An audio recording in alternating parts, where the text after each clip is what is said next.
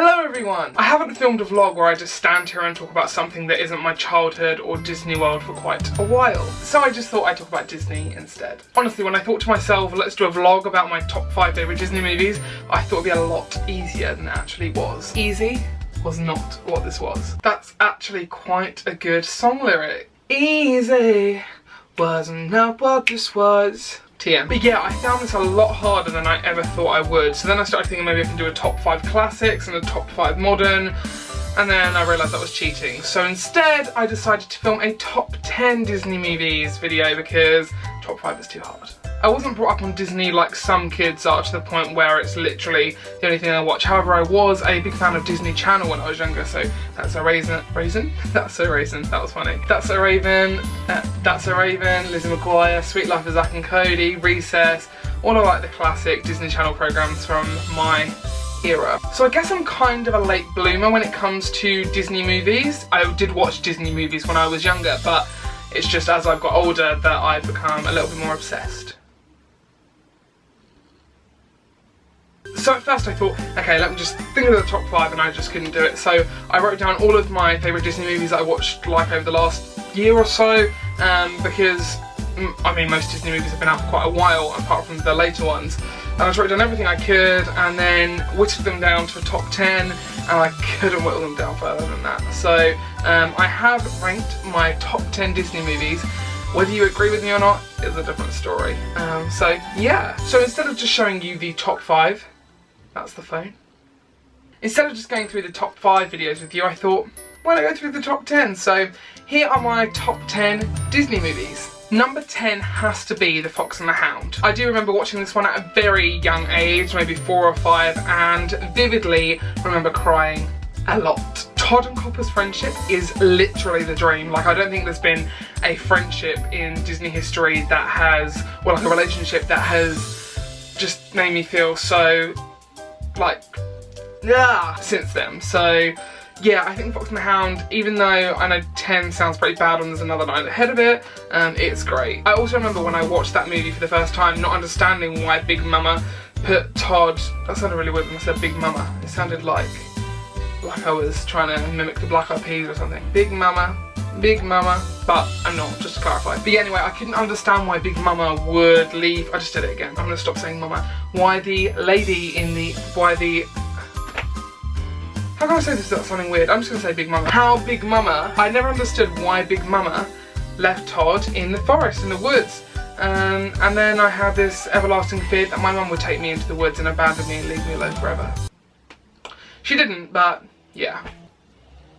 There is a stupid person lawn mowing outside my house and I'm going to go mad. Number 9 was a difficult decision because I do absolutely adore the movie, I absolutely adore the cast, I love everything about it, but I do struggle to watch it more than, I do struggle to like binge watch it or repeat watch it over a short space of time, whereas some movies I literally could watch 3 or 4 times in a day. So that movie is Inside Out. Firstly, I love Amy Poehler to the point where like Parks and Rec is my life. I just love her so much. I think she's incredible, I think she's funny, amazing, love her.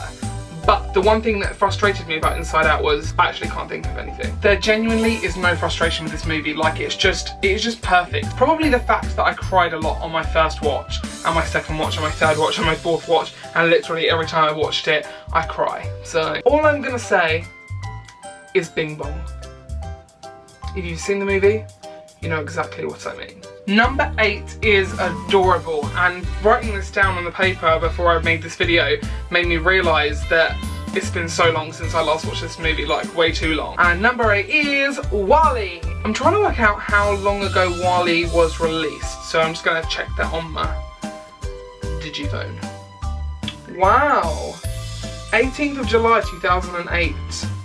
There we go. That is only 9 years ago. I thought it was like maybe 14, 15 years ago. That's weird. I do remember my cinema experience of WALL-E, sitting in the cinema next to my mum, and she just dropped a whole raspberry slushie all over my new jeans and Nike trainers.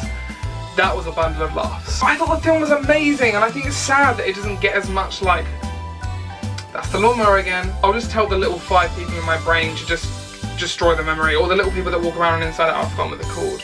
and they just chuck the memories away. They're just going to take that sound out of my brain, so I don't apply it to Lawnmower. It's just a sound in my brain and I don't know what it is. Now number 7 is quite controversial. This was originally quite high up in my ranking, but I had no choice but to bring it down because some other films just made the mark for me.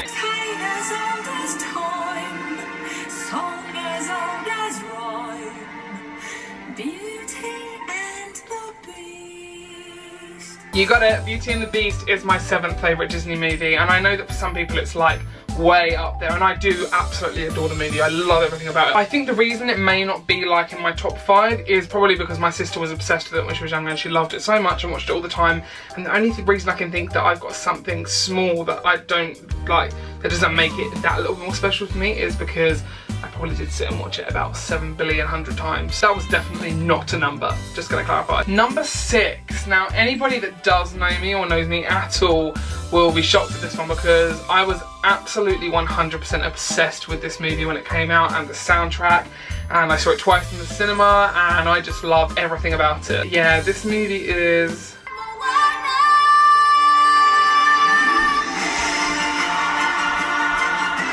I promise that'll be the last time I sing to the camera. When I first saw Moana, I was literally in awe of everything. The animation, the music, the characters, the voicing, absolutely everything about that movie I was just obsessed with. But after watching it a few times now, quite a few times, I've realised there is one little like nitty bitty thing that does frustrate me slightly with it, and that is the pace. The structure of the movie is great. We always lead to somewhere, that Moana and Maui are always going to somewhere, but I do feel that they are actually on the ocean for a little bit too long, and I know that that is the premise of the movie, that she's got this bond with the ocean and she has to learn that the ocean will lead her where she needs to go, but I feel like that drags out a little bit at times. I love Lin-Manuel Miranda, I love Dwayne Johnson, I love the music, I love this movie so much. But that brings me on to number 5.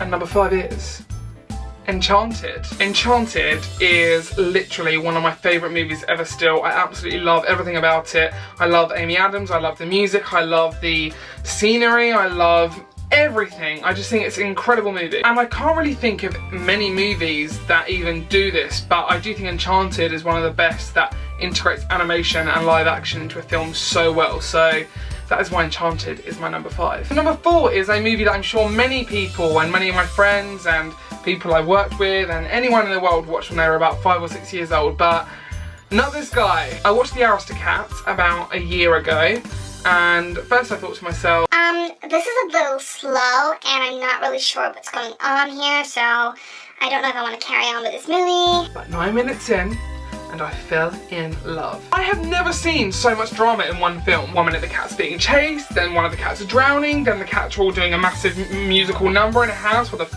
ceilings are falling down. It's crazy. Also, I'm a huge cat person, and this movie just made me realise how much I love cats even more. Bringing me on to number 3. I very nearly didn't go and see this movie in the cinema because I wasn't sure about it. I had seen a few reviews that claimed it would be the dark horse of the 2016 movie collection, whatever the word is, but I still wasn't convinced. Wow, was I wrong. In my opinion, Zootropolis is one of the most far-fetched, amazing, brilliantly produced productions Disney's ever made. The world that Disney creates in this movie is just huge. I also do think that Zootropolis is such a good representation of what city life is and how diversity works, and subtly they do intertwine real life issues into this movie so that kids are able to realise that spark that Disney put in there, and hopefully that will fluctuate in their life further on, and I hope Disney do continue to do this because, yeah. Yay Disney! Number 2. Now, obviously this is my top 5,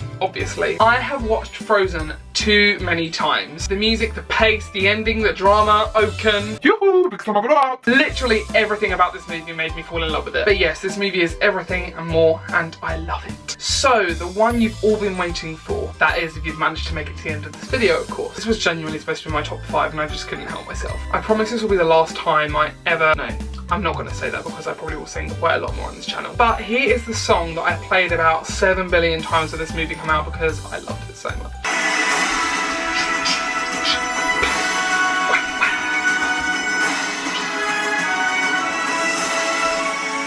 Bolt is my favourite Disney movie. I even have a t-shirt to prove that, courtesy of Caitlin, Secret Santa 2016, thank you very much. Without sounding ridiculous, as I'm obviously not a small white dog who runs around thinking that he has superpowers, I think I have a lot in common with this character. Even when Bolt discovers that he doesn't have superpowers that he once thought he does, he never gives up trying to find Penny and eventually finding her. This is what makes this movie so special to me. I've just finished my university degree and there's no guarantee that I will be successful in the particular field that I've entered, but without the hope that I can achieve what I want to achieve, there is no saying that I will. So just like Bolt, the mentality of failure being unacceptable and success being inevitable is what Bolt believed, therefore what I believe too. Also, the score in Bolt is gorgeous, everything about it. I think the animation is great. I love Miley Cyrus too, that just adds to it. But yeah, that is my top 10 Disney films just here for you all to see. No going back with this selection until Coco comes out. But thank you all for watching this video. If you have enjoyed watching, please go and subscribe to my channel, and if you haven't, apologies. In the meantime, thank you so much for watching. I'd love to hear what your favourite Disney movies are in the comments below. Please go and do that, or don't, whatever you want to do. But yeah, apart from that, I hope to see you soon. Goodbye!